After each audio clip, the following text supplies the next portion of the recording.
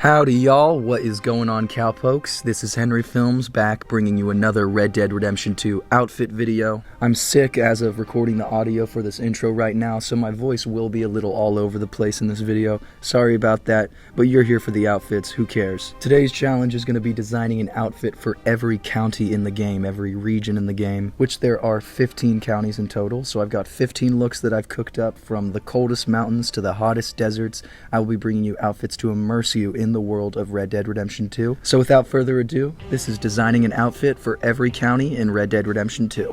Bars. So for Great Plains, I thought it would only be fitting to do a traditional cowboy look. This one I think is a lot of fun because it's so classic, it's almost pulpy and cartoony. Like, Red Dead is aiming to be a very grounded, period-accurate western, but you can still have a lot of fun with outfits. The wide slouch hat is huge and it adds so much character. The sheep batwing chaps that you craft at the Trapper are also a lot of fun. They're super campy with the cowhide print. I just really like how it comes together. It's your archetypical cowboy. I think the blue shirt with the open collar is really nice, and then with all the highlights of white and brown throughout the color palette, the suspenders, the wrists and the collar being white, and the band around his hat, and then of course the chaps being white. I think it all looks good. It works really well together. I think these colors are very classic and they come off as sort of idealized and heroic, like a Frederick Remington or Mark McGorry painting.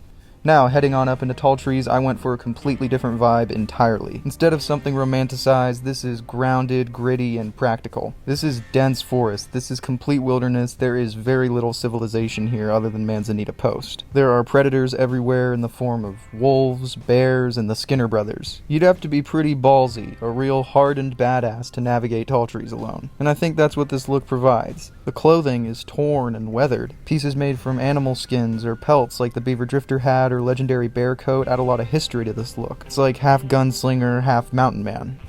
Okay, moving south to Scarlet Meadows. This one's really simple, but I think it's really immersive. Like, yeah, it definitely does look like a western outlaw type character, but it's also so distinctly southern. I think I did a good job of capturing the spirit of the road's NPCs, specifically like the Braithwaites and the Greys. Everything from like the vest to the boots and the weapon equipment, it's subtle, but it's like just a touch nicer, a smidge fancier than a lot of the other looks in this video. It's sleek and stylish and made of fabrics instead of animal pelts, but what I really think sells it is the gray Panama fedora.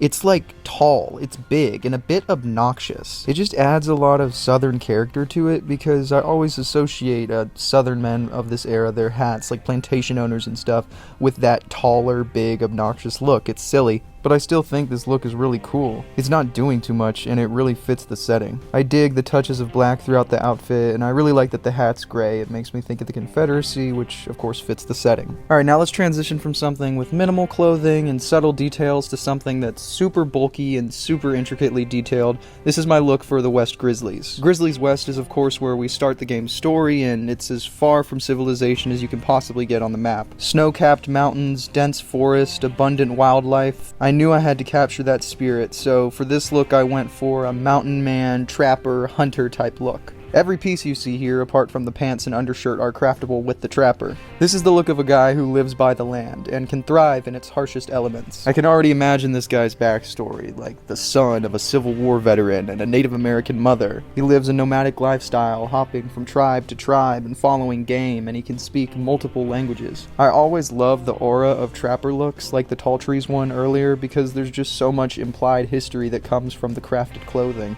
From the feather on his hat to every scuff and scratch. It's cool. Love the details. Okay, Rio Bravo. Rio Bravo is harsh, dry, and rocky. It's also on the border of Mexico, so with that in mind, I delivered a south of the border, on the border look in the form of a Mexican vaquero, and more specifically on the bandito side of Mexican cowboys, because this one definitely has more of a gunslinger look to it than cowboy. I always like to pair the sharpshooter bandolier with the Legend of the East weapon equipment because I think the color schemes match each other really nicely.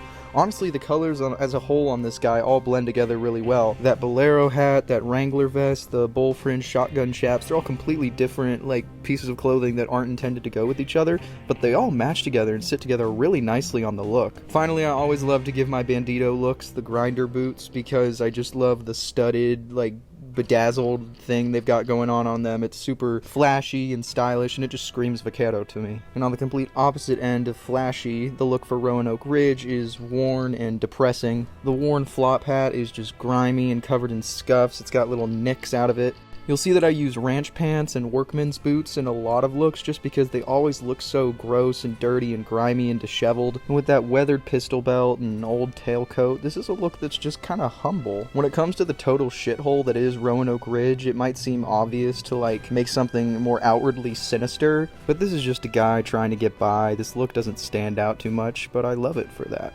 As for the Heartlands, my approach was very similar to the Great Plains. Lush, open prairies, rolling hills, barns, and farmhouses. I couldn't not do another classic cowboy look for the Heartlands, so this one is a bit of a mirror to my Great Plains look. My Great Plains cowboy was very clean cut and Hollywood, blue, heroic. This one's just a lot more grounded with the tilted, worn hat and chaps and boots and gloves. This is a look that you could very easily imagine one of the background NPCs hanging around Valentine or Emerald Ranch in. It's about as bare bones as you can get. Like I said in regards to the Roanoke Ridge outfit, this is a look that's just humble. When it comes to Big Valley, I think of abundant wildlife, beautiful wilderness, and cool weather. So this one is meant to be a hunter, but a lot more subtle than the West Grizzlies look, of course, because the climate isn't as insane and I wasn't going for a mountain man. Like, I don't think this guy lives in the wilderness, although he can definitely hold his own. Grimy boots, dirty pants, the Coyote Scout jacket and Ebony Outdoorsman vest with their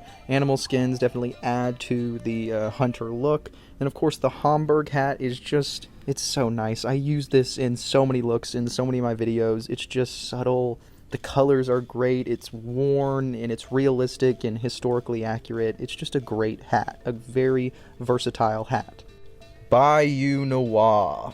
Noir? That can't possibly be right. Is that how you say it? Whatever. I went with another hunter trapper look, still layered but not as overtly cold weather oriented as the other one, even though there's a shit ton of padding and fur on that tailcoat I gave him. I don't care, I think it looks awesome. But yeah, I was aiming for this to be sort of the mirror to my West Grizzlies look. On one end you've got frigid, snow-capped mountain wilderness, and then on the other end you've got hot, swampy bayou wilderness. Less fur, more reptilian, so that's where the vest and the snake bulldogger hat come into play. And like I said, the cougar cutaway coat doesn't really make a lot of sense logistically, but when you pair it with that hat and with that vest, the color scheme works, the look works. I love the visible, like, sewing and stitching on it. The whole thing is very tactical, and even though it's got a bunch of details and stuff, it's still pretty sleek. It's a nice silhouette. It's a very badass and cool silhouette.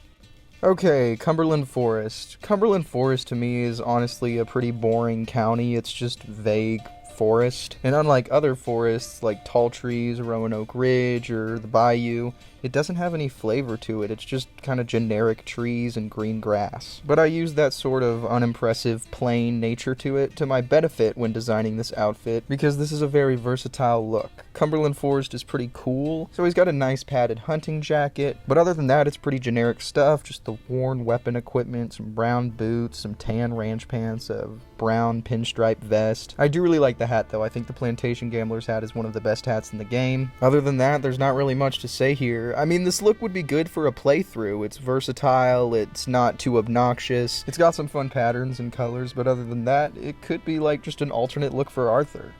Chola Springs is just a perfect western desert, classic, quintessential Wild West stuff here, so I had to go with my spaghetti western look, which you've seen in a video before. I love this outfit. This is the outfit that I use for all my playthroughs, like when I'm just playing as John or playing as Arthur. I try to recreate this outfit every time. I just think it's a really cool baseline gunslinger, and it fits into all settings. It fits into open grassland, it fits in forest, it fits in the desert, but it's just such quintessential spaghetti western, Sergio Leone, gunslinger outlaw. I love it. I can't not use it for such a peak western setting like Chola Springs. Like, look at this one screenshot I got. That is so dope. For Gaptooth Ridge, we've got just a simple outlaw cowboy look. Somebody you could see hanging around Tumbleweed, grabbing a drink at the saloon. Doesn't stand out too much. I love how the color scheme is really muted, but there still are a bunch of different colors that go nicely together.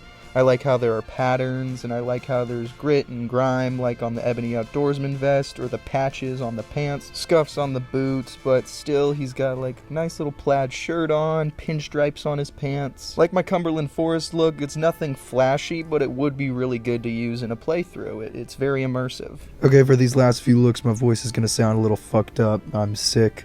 Let's get on with it. Grizzly East. Right off the bat, you can see that Montana coat. It's beautiful, one of the best pieces of clothing in the game.